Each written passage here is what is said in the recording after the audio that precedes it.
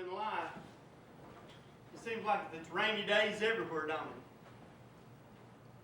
Sometimes it seems that, sometimes, man, it's a cloudy, you can't even hardly see anything. Everything's just dark and ditch. And it seems like sometimes in our life, storm clouds just sort of roll in, don't they? But I thank God that beyond that storm cloud, the sun's still shining. It ain't ever stopped shining. Praise God. And I thank God sometimes in our life when things seems like, man, it's a disaster. That things are just not going our way. And sometimes I even say, God, what am I doing? Lord, what am I doing with my life? I'm so unworthy to do what you've called me to do. I feel like, David, I'm such an unlikely vessel. And David went to our high school reunion some months back, I guess. And I guess he told them I was pastor up here. And you're talking about an unlikely vessel to be a pastor.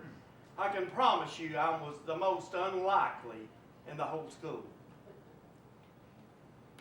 I guess if you was to ask them what they thought would have happened to me is he'll be in jail, prison 6 months after he's been out of high school. And they were probably right, but you see, the Lord found me. And He got into my heart, and He got into my life, and He changed what I was. I become not that vessel of dishonor like I was, but I became somebody that was willing. It's not that I'm great, don't ever think I think that, but I am willing to do what God asked me to do. I am a vessel that will try to do what He asked us to do. And if we look at Jesus' ministry, if I had been Jesus, I don't think I would have chosen the disciples that He chose. Because if you're talking about some unlikely characters to spread the good news, James and John, man, they were violent, sons of thunder. And Peter? Man, he's liable to fly off the handle any minute. And John? No, I don't think I would have chose them. But God chooses unlikely vessels. In our life sometimes, unlikely heroes do great things. People that you think that would never amount to anything do great things. When the Twin Towers were hit, 9/11, in New York City, it was a terrible time. As the towers collapsed, after they collapsed, there were only 12 people saved and pulled out of that rubble after they fell. And 3 of those 9 were police officers from New York City. And they were found much later. And it wasn't the best search and rescue team, David, that found them. It wasn't the firemen, it wasn't the policemen, it wasn't some elite group that found these 3 men. But it's a man named David Carnes. Now, David Carnes wasn't near the trade centers when they fell. Fact is, he wasn't even in New York State when they fell. He was in Connecticut working as a senior accountant in an accountant office.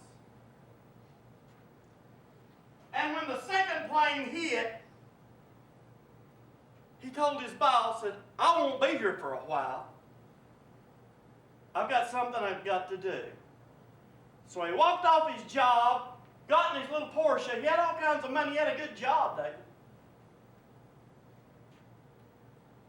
What people didn't know, David Carnes was an ex-Marine. He'd spent 23 years in the Marine Corps. He left his place of work, went straight to the barber shop, and he said, I want me one of them straight, stand-up, short Marine hair cuts. That's what I want right now. So they gave him that haircut. He drove his car down to the storage building where he had all his gear stored, right? He had rappelling gear. He had his little K-bar knife. He had canteens. He had ropes. He had everything he needed. From there, he went home, got in his closet where he kept 2 freshly starched set of fatigues. I don't know why he kept them in his closet, but he kept them there all this time. He went in and he got that uniform on, got in his car and drove to the church because he didn't believe in doing anything without asking God. He went in and he talked to the pastor and said, I need you to pray with me that I will be able to find lost people when I get there. He got in his car and he headed on to the World Trade Center. And you know they had it barricaded and nobody's getting in. Here this guy comes up driving a Porsche, got a Marine haircut, fatigues on and rappelling gear right there. They looked at him and said, man, this guy must be coming from the office of the president. So they let him in. He didn't have no right to be there. He was an unlikely vessel. He had no right to be there. Well, it got so dangerous that they moved all the rescue teams away from the area. Well, he sort of slipped out, went around to the back, and smoke was covering everything, and they couldn't see him. And all of a sudden he prayed, Lord, I need an entry into this building. The smoke cleared just enough for him to see a hole to get in. Here he goes, like Superman jumping in the hole. And as he's wandering around this hole, he's hid from everybody else. And he starts hollering, is there anybody here? Didn't get an answer. He kept moving and moving and moving. Is anybody here? And one of those police officers heard him and said, I'm here. And he was about 20 foot underground, David. And he rappelled down there, got on his cell phone and got some help to get those police officers out. You see, God uses unlikely vessels sometimes. You know, the Bible's full of all kinds of heroes. From the book of Genesis all the way to the end. Full of heroes, likely people to see. But sometimes, God uses the very unlikely. If you would, Ray, move me up to the scripture there. Now, before I start reading this is probably the most boring scripture you've ever read in your life. Usually, if you open up your Bible to this text right here, you're going to go, yeah, jump on down here to where it's saying something. But we want to look at this a minute. Jesus Christ comes from the family of King David, and also from the family of Abraham. This is a list of his ancestors. From Abraham to King David, his ancestors were Abraham, Isaac, Jacob, Judah, his brothers. Judah's sons were Perez and Zerah, and their mother was Tamar. Hezron, Ram, and a whole bunch of other names going down here. And then we're going to get to Boaz, whose mother was Rahab. And Obed, whose mother was Ruth. And from David to the time of the exile in Babylonia, the ancestors of Jesus were David, Solomon, his mother who had been Uriah's wife, Rehoboam, all of these people. And I want to look at 3 of these people on this list. Now, there's many people there that are heroes. Hezekiah. I believe Hezekiah was a great king. And Abraham, the father of all Israel. Joseph, who brought deliverance to their hunger. But I want to look at 3 people in this list here that are very unlikely vessels. Now, Jacob had 12 sons. Y'all know about Benjamin and Joseph and all the rest of them. He had a son named Judah. And Judah had 3 sons. And his eldest son's name was Er.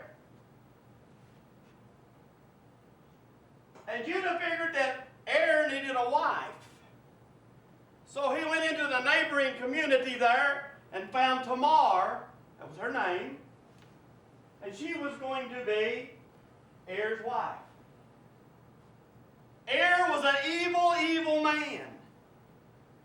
He was not like his dad, he was evil. And God killed him and he died, and he didn't have any children. The custom of the time was that if a group of brothers, one brother married somebody and they didn't have children and then they died, the next brother in line had to raise children up to him for them. So Judah sends his next son down, and he don't want nothing to do with that. So he hinders what could happen and makes it not happen, and God kills him. Now Tamar has had 2 husbands, and both of them are dead. And Judah has 1 son left. And he's young. And he said, now if I give her this youngin here, he's probably going to die too. So he tells Tamar, you go back to your mom and dad's house and stay until this young man gets to marrying age, then he will become your husband. But the more he thought about it, he didn't want his son to be her husband. Over the course of time, the young man got to the age that he was old enough to be married, and Judah's wife died. And Judah became lonely. And as Judah was out tending the sheep, he decided he would go into the village, and there was a prostitute. She had a veil over her face. And they bargained on the price. And it was a lamb, and he didn't have it with him, but he said, I'll give you my ring and my staff, and tomorrow I'll bring the lamb, and I'll get my ring and staff back. So they did what they did. And the next day, Judah sent his servant with the lamb to get his ring back, his signet ring, and his staff. Go to the prostitute that's in the village. Well, they couldn't find a prostitute. They asked everybody, there's no prostitute here. There's not been a prostitute here. So he goes back home bewildered. He don't know what's going on. Months later, somebody comes and tells him that his daughter-in-law is pregnant. Oh, he's mad. The custom of the day is if somebody was caught doing things like that, they were stoned. So he's going to have her stoned to death. And she says, this ring I've got here and this staff I've got here belongs to the man that got me pregnant. Now, can you imagine the shock on Judah's face? Because number one, he's committed incest with his daughter-in-law. He's got 2 children, there are 2 twins that are going to be born. Did you know that one of those children are in the lineage of Jesus Christ? Now, if we was looking back on our Ancestor.com and we found out that Aunt Mary over here, or Grandma Mary or something, had an incestual relationship with somebody, I don't think we'd be too proud of you. I don't think we'd say she's a pretty good woman, would we? But you see, that was important to Jesus, that he chooses unlikely vessels. He chose Tamar. He chose that. And the next one that I want to talk about is Rahab. Everybody in here know who Rahab is? Anybody got a clue who Rahab is? Rahab, I'm going to use plain talk over, forgive me. Rahab was a whore that worked in the city of Jericho. She was a prostitute. And as Joshua sent the spies in to the city of Jericho, Rahab brought them in and protected them. And they told her to hang a scarlet thread outside her window because when they took over the city that they would spare her life. Now you've got to understand, she's a Canaanite woman. She's from Jericho. Your Jewish people, Israeli people, did not cross in their marriage.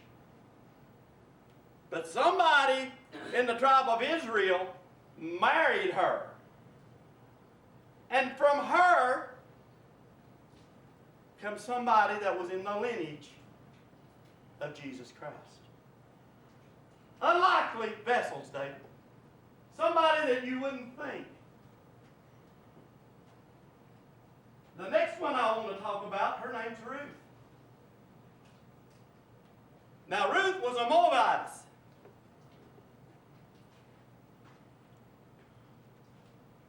And the reason that Ruth comes into this picture is that there was a famine come to the land of Israel, and Naomi and her husband and her 2 sons went down to the land of Moab.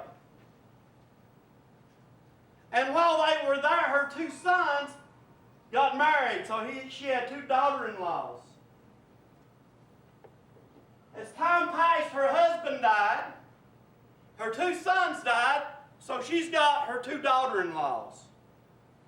And she decides she's going back home.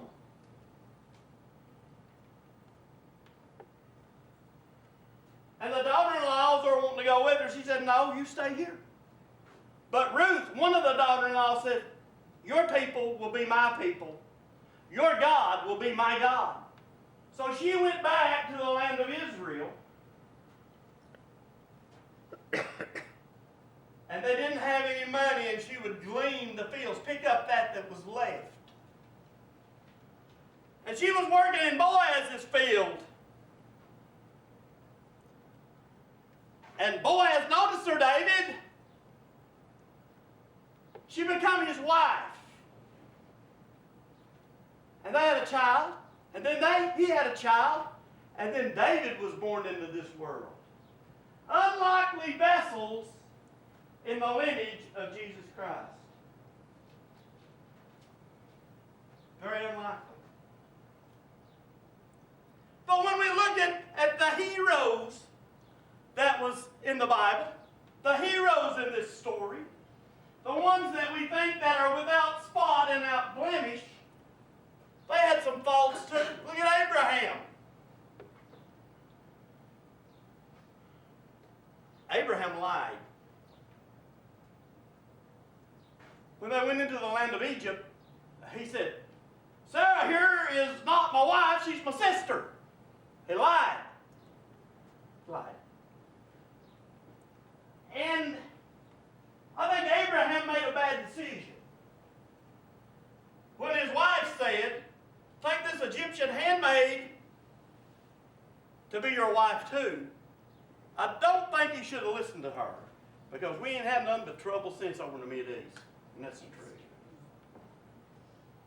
I think all people that we think may be Superman have got chinks in their armor, right?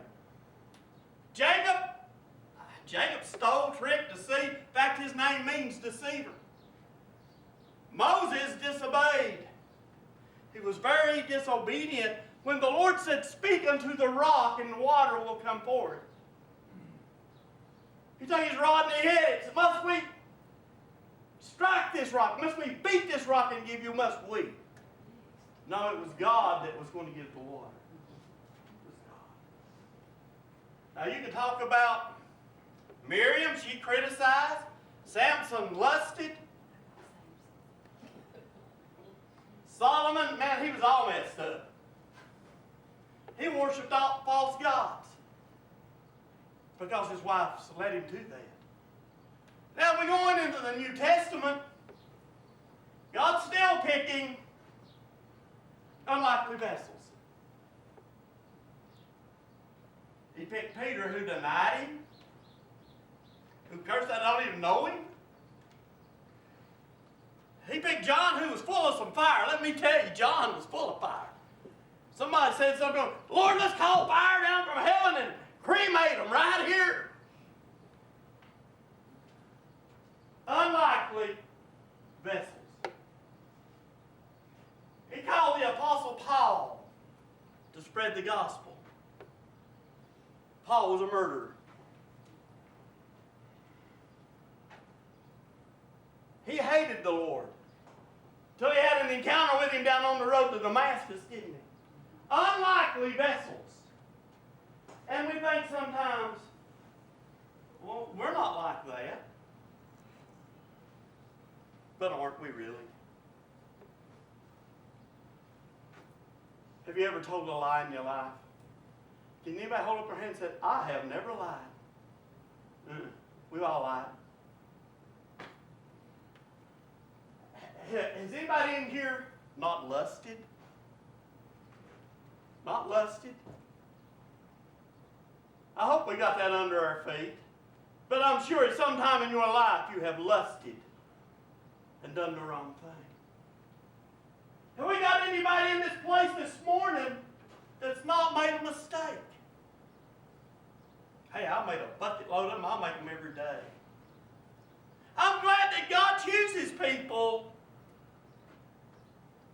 that's not good enough, not smart enough, not got everything going the way they need to, not got their head on straight all the time to spread His word, ain't you?